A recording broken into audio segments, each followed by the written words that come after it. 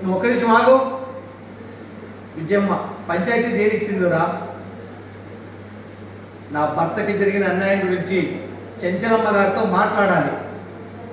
చంటి, నాకు అన్యాయం జరగడం ఏంటమ్మాయి గారు?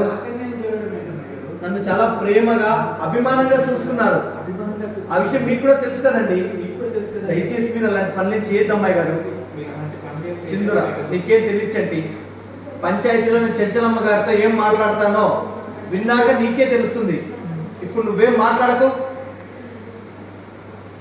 బాగా ఆలోచించుకునే నిర్ణయం తీసుకున్నావా సింధూరా? విజయమ్మ,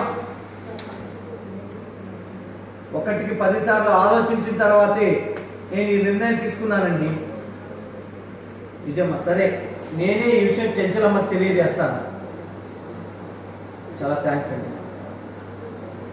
అలివేణి, అదే అమ్మ సింధూరా, ఇప్పుడు ఈ గొడవలన్నీ అవసరమా? అలివేణి, అవునది నా, నువ్వు ఇలా చేయడం కరెక్ట్ కాదని నాకు అనిపిస్తుంది. ఒకసారి బాగా ఆలోచించుకో.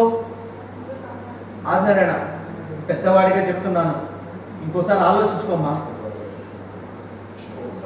సింధూరా, అన్ని విధాలుగా ఆలోచించిన తర్వాతే నేను ఈ నిర్ణయం తీసుకున్నాను. రాలే.